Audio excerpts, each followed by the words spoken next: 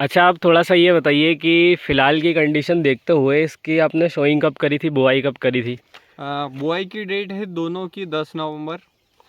खास बात यह है कि 10 नवंबर को दोनों को ही बोया गया, एक ही ट्रैक्टर से बोया गया, एक ही मात्रा में दोनों का सीड रखा गया और आप दोनों देख सकते हैं। हालांकि एक चीज़ और जो है मेरे को नज़र आ रही है, अभी आगे बहुत कुछ पता चलेगा, पर 1650 मेरे को लग रहा है कि MSCS से करीब 4 से 8 दिन लेट रहेगा, क्योंकि इसमें कहीं कहीं मुझे बाली नज़र आती है हाँ, जो कि क्लिप। MSCS में तो अभी बालियाँ निकल चुकी हैं, कुछ हाँ, कुछ परसेंट अभी। कुछ कुछ निकलती नज़र आ रही है। लेकिन इसकी बाली का साइज़ देखिए आप, हम्म। एक्सीलेंट। अभी इसमें कहीं निकलना चालू हो गई है, लेकिन 1650 में अभी सिर्फ गबोर्ड की अवस्था है और बहुत ही कम ऐसा लग रहा है कि इसमें बाली का कोई आकार या प्रकार बन रहा है। अभी एकदम जैसा पौधा बनना चाहिए प्रॉपर वैसा बन रहा है। और दूसरी बात ये है कि अपन जैसे इसमें नीचे देखते हैं तो इसमें ग्राउंड पे टिलर्स अभी भी ये जो है ये पोजीशन अपनी नई एकदम छोटे टिलर्स ये वाले ये निकल रहे हैं। इसका मतलब ये हुआ कि ये आखिरी तक जब अगर खेत भरता है तो हो सकता है, मतलब मैं कंफर्म नहीं कह रहा कि ये आगे जाके एवरेज अच्छा बना ले, पर फिलहाल की कंडीशन में आप भी खुद से देख के बताओ। मैं तो मेरा चलो छोड़ो, आपके ओपिनियन में आपको इस खेत में दोनों में से कौन सा ज़्यादा बेहतर दिख रहा है? अभी फ़िलहाल की कंडीशन देखते हुए तो 1650 से बेहतर कंडीशन में हम्म। अपना MSCS 67 दिख रहा है। खैर कैमरे में तो उतना ज़्यादा क्लियर नहीं हो पाएगा, हाँ। क्योंकि कैमरे में देखोगे तो लगभग दोनों की कंडीशन सेम दिखेगी, सेम कंडीशन रहेगी। लेकिन थोड़ा सा MSCS 67 68 अभी के हिसाब से तो थोड़ा सा बेहतर और है। कलर भी सेचुरेशन में आप देखो कि डार्कनेस जो है, बहुत सारी चीज़ें डार्कनेस के ऊपर भी डिपेंड करती है, तो कलर जो है वो मेरे को 67 68 में थोड़ा डार्क लग रहा है। बाकी हाँ, अभी हमारे राम भैया को देखो वहाँ पे 50 रुपये का काम कर रहे हैं। और इसी कारण से क्या है कि क्यों राम भैया, वीडियो नहीं इसी आ रहा कारण से आपके वीडियो नहीं आ रहे हैं, अभी रील्स आ नहीं रही हैं। भैया हमारे राम भैया का ये कहना है कि पर डे खेत में आओ और 50 रुपये का काम जरूर करो। हाँ, अभी अगर बात करें, बहुत सारे लोग फ्लैग लीफ पे कुछ ना कुछ डालने का सोचते हैं। हाँ, तो जिनको फ्लैग लीफ पे दवाई डालनी है वो लोग इम्पैक्ट एक्स्ट्रा का उपयोग कर सकते हैं, क्योंकि नेटिवो के साथ डुप्लीकेसी बहुत चल रही है और ओपेरा जिसका शानदार रिजल्ट आता था वो कंपनी ने बंद कर दिया है। तो वो इम्पैक्ट एक्स्ट्रा डालें। साथ में इस साल इमावेक्टिन बेंजोएट जो है 50 ग्राम प्रति एकड़ गेहूं में ज़रूर डालें, क्योंकि मैं देख रहा हूँ कि गेहूं में कट बहुत ज़्यादा दिख रहे हैं, मतलब इल्लियों का प्रकोप जो है, खासकर तेजस वाली जो वैरायटी है या फिर जिनके पत्ते बड़े हैं उनको तो डालना ही डालना है। और उसके साथ में आपको जैसे फ्लैग लीफ पर अभी टेम्परेचर बढ़ रहा है तो उसको रोकने के लिए आप विद्युत, मतलब पेक्लोबुटाजॉल या लिहोसिन, कोई सा भी ऐसा न्यूट्रिशन जो उसको रोक सके, उसकी हाइट को रिटार्ड कर सके, उसको डालें। और उसके साथ में आपको जैसे एक फंगीसाइड हो गया, एक टॉनिक हो गया, एक इंसेक्टिसाइड हो गया, ये 3 चीज़ों का कॉम्बिनेशन करके आप अपने खेतों में स्प्रे करिए।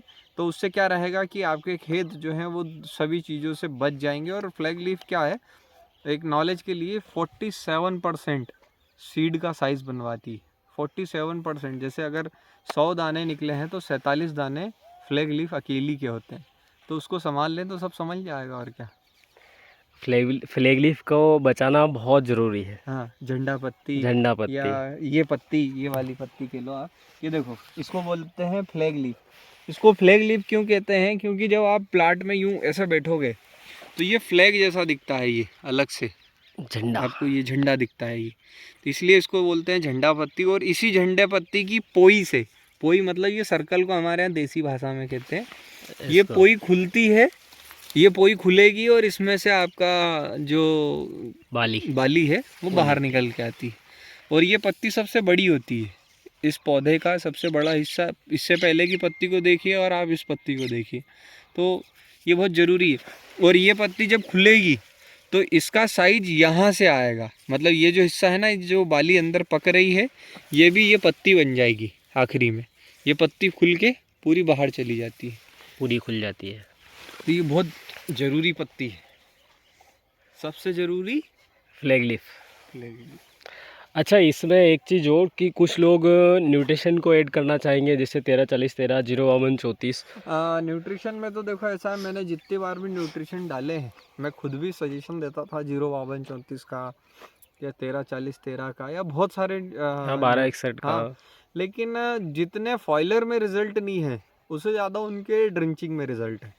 तो फॉइलर में, क्योंकि जब मैंने ड्रिप लगाई तब जाके मेरे को समझ में आया कि फॉइलर में इनको ज़्यादा देना उतना इफ़ेक्टिव नहीं, मतलब जितना मैं सोचता था, क्योंकि मैंने बहुत ट्रायल लिए थे 52-34 डाल के उसको ऑब्ज़र्व करना, पर डे बैठ के उनको देखना, पता चला कि वो उतना रिज़ल्ट दे ही नहीं पा रहा है जितना अपन खर्चा कर रहे हैं।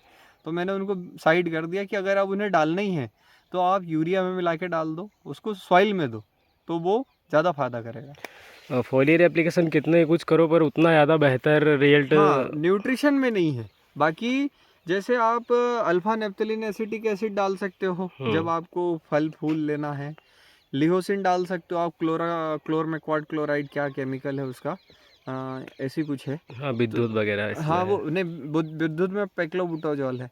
तो वो अलग अलग केमिकल को आप डालिए, और केमिकल को इसलिए डालिए कि वो आपको रिजल्ट देगा। और न्यूट्रिशन इसलिए नहीं देते हैं क्योंकि बहुत सारे लोगों में जलने की समस्या आ जाती है। अच्छा, ये चीज़ बहुत ज़्यादा नोटिस की गई है कि जहाँ जो भी न्यूट्रिशन वैल्यू देते हैं, जैसे 13-40, 12-61 और 0-52-34, किसानों का जितना फ़ायदा नहीं होता उससे ज़्यादा नुकसान हो जाता है। हाँ, क्योंकि या नुकसान तो है। ओवरडोसिंग हो जाती है या फिर डबल स्प्रे हो जाता देखो, है। मैं आपको एक चीज़ बताता हूँ जो हमारे यहाँ फॉलो नहीं हो रही। फॉलो होता है कि हर एक न्यूट्रिशन के ऊपर लिखा होता है कि उसका डाइल्यूशन पर लीटर क्या है, मतलब लिखा है 2 ml पर लीटर या 2 ml पर ml। अगर वो डाइल्यूशन लिखा हुआ है, हम वो डाइल्यूशन को फॉलो नहीं करते।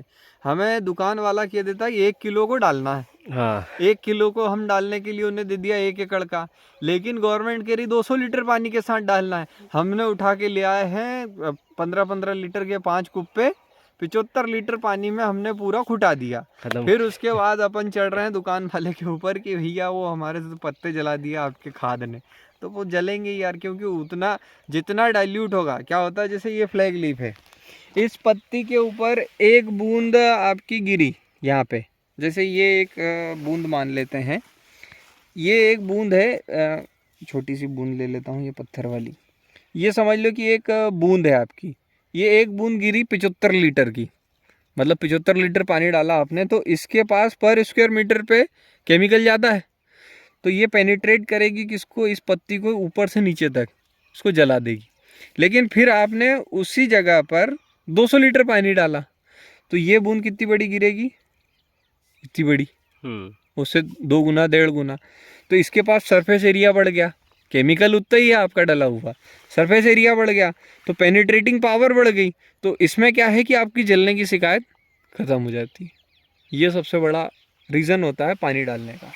तो सीधी सी कहानी है कि जो भी माइक्रोन्यूट्रिएंट आप लेना चाहते हैं उनको, जो फोलियर है उनको थोड़ा सा अवॉइड करें। अगर आपने अच्छी खासी पीएचडी करके रखी है तो ही उनका स्प्रे करें, नहीं तो थोड़ा सा अवॉइड करें तो ही बेहतर है। हाँ, वो ज़्यादा। अभी गवोट के बाद जब पूरा बाहर निकल गया है तब आप आना तो बाली को देखेंगे अपन।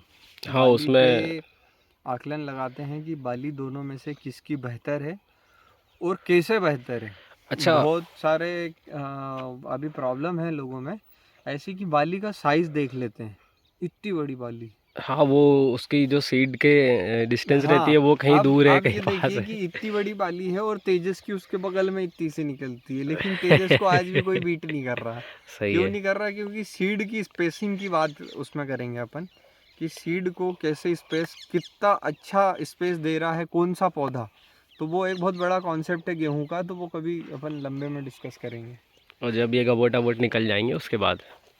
चलिए ठीक है, आज के वीडियो में बस इतना ही।